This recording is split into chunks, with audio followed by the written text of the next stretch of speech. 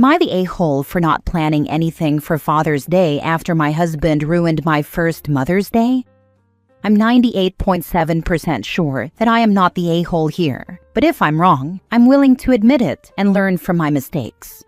Our little boy will be 1 late this summer, so this was the first Mother's Day and Father's Day for both me and my husband. My husband asked what I wanted for Mother's Day. I didn't want or need anything big or expensive. What I asked for was 1. For my husband to get up with the little guy and get him fed while I pumped and relaxed. 2. Breakfast in bed, just toast, scrambled eggs, and coffee. 3. For us to take the little guy to the zoo for the first time. This was the main thing I was looking forward to. 4. Go to my favorite taco place for dinner. Between morning and afternoon naps, we have about 4 hours of awake time. The zoo is about 30 minutes away, so I figured if we left as soon as he got up from his nap and ate, we'd have a couple of hours at the zoo, and worst case, he could sleep in the car on the way home. We took my mom and my mother-in-law out to brunch the prior weekend to celebrate them, his mom on Saturday and my mom on Sunday. I also got them each a thoughtful little present and flowers to celebrate their first Mother's Day as grandmothers. I arranged everything and told my mom and mother-in-law that we'd be celebrating on the actual day with just our little family. I sent them a group chat, which included my husband, my dad, and father-in-law, just to make sure everyone was on the same page. My mother-in-law is very pushy and overbearing, so I didn't want there to be any surprises or confusion. The Saturday before Mother's Day, father-in-law sent my husband a text with a picture of all the mulch he just had delivered and said something like, "Gonna be a busy weekend," or something like that. Apparently, he had 300 bags of mulch. They have a big yard with lots of flower beds. That night, my mother-in-law called my husband and asked him to come over first thing in the morning to help his dad move the bags of mulch to where they were going to be used. She said since we weren't going to the zoo until after the little guy's nap, my husband could go over and help for a couple of hours and then come pick us up to go to the zoo.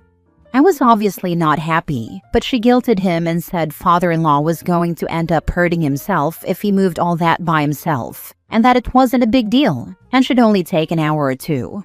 I told him his mom was doing this to try and get us to skip our plans and spend the day with them, but he kept saying it wasn't a big deal, that his mom promised it would only take a couple of hours, etc.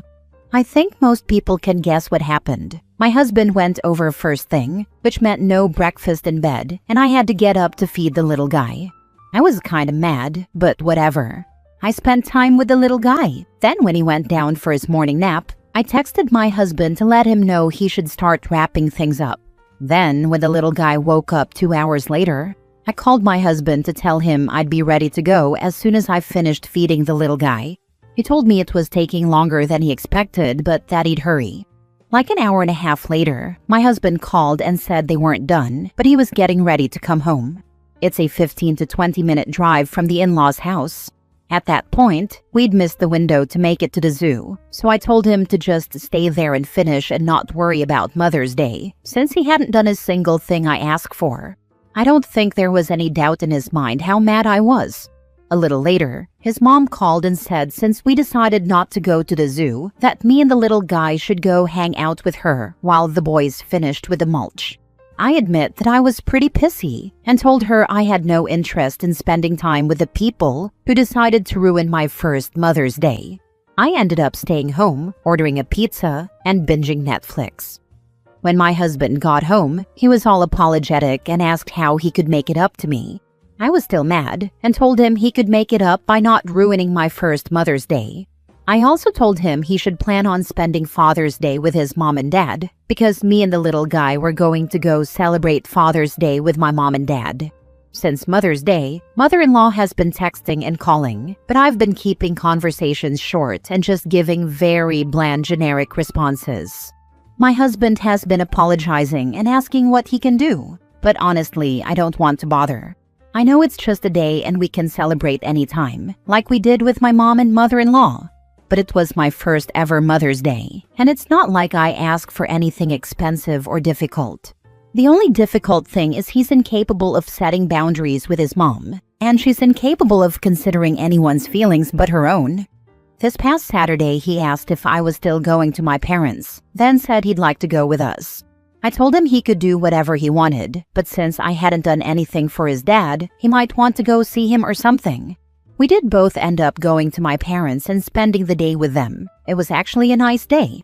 My dad insisted on grilling, because of course he did, but the weather ended up being nice and we spent a lot of time hanging out on their deck playing with the little guy. I'm not sure what, if anything, my husband did for his dad. I know he was getting a lot of texts during the day, I assume from his mom. She did send me a snippy text saying it was hurtful to spend the day with my family at the expense of my husband's, but I told her she got to spend Mother's Day with her baby boy, so it's only fair that I spend Father's Day with my family. I know my husband was hurt that we didn't acknowledge him for Father's Day, but I told him while we were driving to my parents' house that I'm just matching his energy. I admit that I haven't done anything to de-escalate the drama, but I'm still just so hurt that he continues to prioritize his mom's feelings over our little family. This isn't the first time his mom has done crap like this, and I'm just so tired of it. She always oversteps and insists on doing what she wants. I'm doing better at keeping her at arm's length and holding my own boundaries, but my husband is absolutely incapable of it. Not the a-hole. Although, you knew your husband wasn't going to make it by the time your son woke up. Why didn't you just take your son and enjoy the zoo? I really should have. I think I was trying to convince myself he'd come through for us. Lesson learned. Your husband has clearly decided having a pissed-off wife is preferable to having a pissed-off mother. The very first time he knew his dad had bought 300 bags of mulch, does he own Rhode Island or something? Your husband should have said, "Wish I could help you, but we have plans for Mother's Day." When his mom said it'd only take an hour or two, he should have responded, "Our plans are all day. The mulch could have waited." This should be the top comment. The second they tried to ask him for help, he should have said another weekend. Not the a-hole. All you did was match his energy. I think that's what's great about Mother's Day coming first. Not the a-hole. Look at the shiny spine on you. Your husband should take notes. You're a badass, and I wish I had your spunk. Ask him why he'd rather be a good son than a good father. When is his child going to matter more than his mommy's fifis? I'm proud you're not letting her get away with her nonsense. What about Christmas? Birthdays? So far, it's been a lot of the same. Technically, we've tried to alternate holidays or celebrate with one of our families on a different day, but his mom calls and texts nonstop if we spend a holiday with my family. I already told him this Christmas we are spending Christmas Day at home, just the three of us. That should be interesting to see what tricks mother-in-law pulls out. Please show these comments to the mama's boy you married. He needs to man up. He needs to drop hard boundaries with his mommy. This needs to be a serious wake-up call. Nothing Mommy Dearest says should be taken at face value. She is malicious and manipulating. You likely need therapy to address this. Your husband has been under her thumb a long time and needs help to get out. Next story. Am I the a-hole for refusing to cut my hair for my boyfriend's mom's birthday dinner? So I'm 23 female dating this guy, 25 male for about a year now. Let's call him Jake.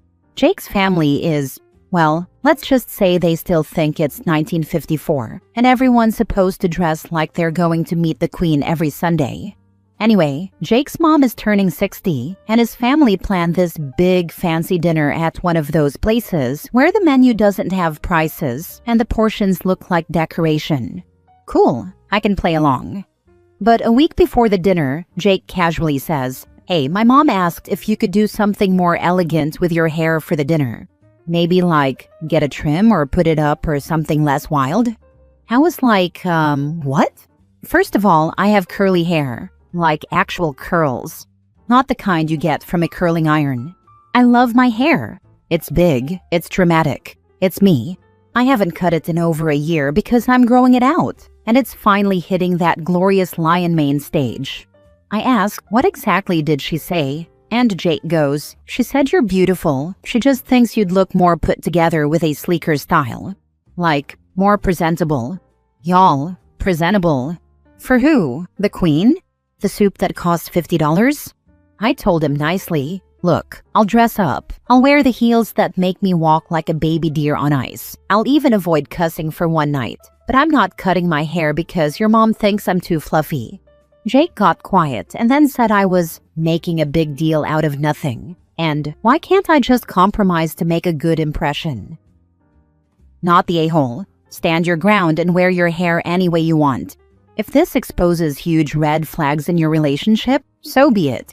He needs to 1. Be proud of you no matter your hairstyle, and 2. Defend you to his mom. Thank you. That really means a lot. I was starting to feel like maybe I was being dramatic, but yeah, I want someone who actually likes me as is, not just when I'm toned down to fit some outdated idea of what looks proper. If my hair is the deal breaker, then maybe it's not just about the hair, you know. And it will never end. She'll always have a reason that you should tone it down. And the boyfriend? Why is he with you if he wants to change you? Red flag time. Cut, not your hair, and run, but not in heels. Haha, I literally laughed at this. You're right though, I'm definitely not trimming myself down to fit someone else's aesthetic. Might just sprint out of there in socks, heels in hand like Cinderella at 11:59. Tell him to tell his mom not to make a big deal about your hair. Why do you have to not make it a big deal?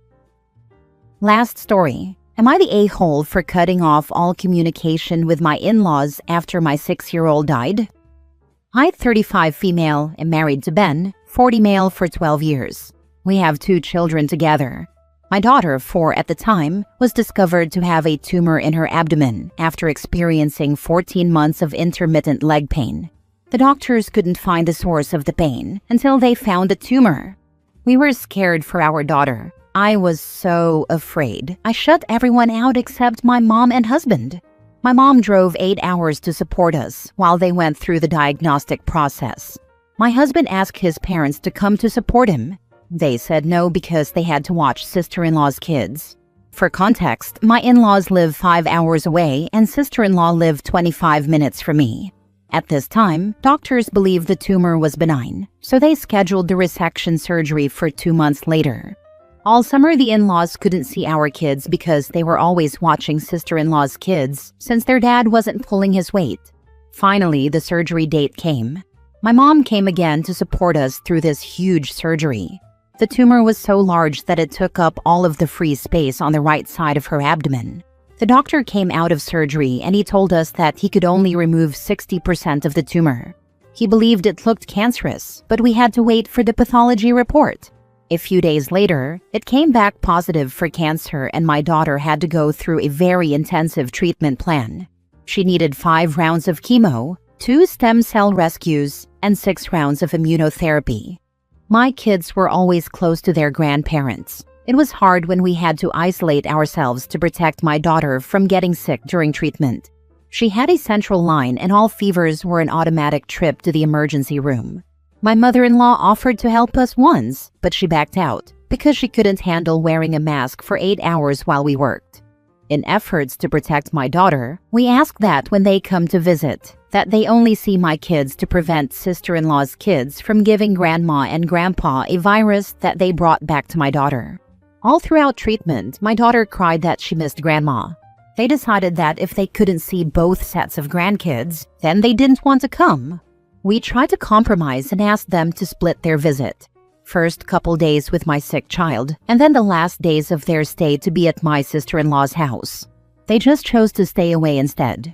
During the stem cell rescues, we had to isolate my daughter since they literally fried her bone marrow with chemo. She didn't have an immune system for a few weeks, so it was important to protect her. It was limited to my mom and I throughout the 2 stem cell rescues and transplants.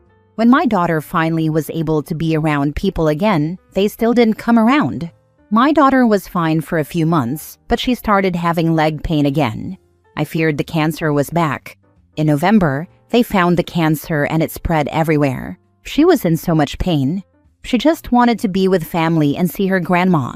Grandma only came when her sister wanted to meet my daughter. They saw her for a few days after Christmas. My daughter was rapidly deteriorating and she was in so much pain. The ICU doctor told me my daughter was going to pass away and to let family know. I called all those closest to my daughter to say goodbye. They didn't come. My daughter passed away in January. She fought so hard, but she couldn't beat the cancer. I am hurt and angry with them because they hurt my daughter. She may not have realized that Grandma and Grandpa were not prioritizing their sick grandchild, but I did. She cried so much about missing Grandma. They knew she was sick, and she had a high probability of not surviving this. Now, 5 months after my daughter's death, my husband wants me to ignore all of that has happened for him and my son. He tried to talk to his parents, but they just got defensive. He wants me to not address any of this with them, so I have chosen to cut them out of my life every way I can. They are not welcome in my home anymore.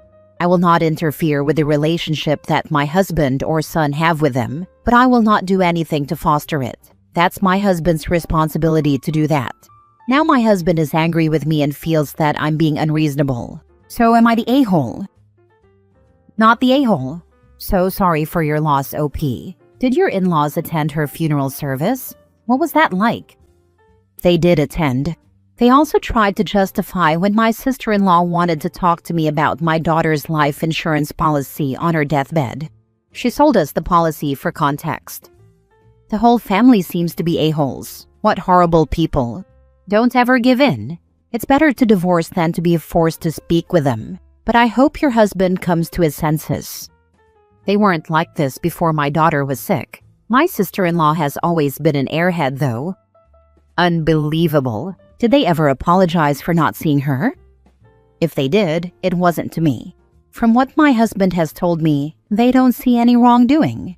They took offense when he tried to address it, which was already hard for my husband to do. He avoids conflict as much as he can. They responded, "Wow, nothing we do is enough for you guys." Instead of taking ownership, whether it was intentional or unintentional, they flipped it on him. Honestly, my heart hurt for my husband when this happened. Did you cut your sister-in-law off for asking? There was no excuse to discuss the life insurance of a dying child on their deathbed. I haven't spoken to her since my daughter passed. I'd like to think it came out like word vomit. Thoughtless and awkward, but without ill intent. But I've had enough of that behavior over the past decade with her. At some point, I feel like I'm just making an excuse for her and she's just not worth the time or energy.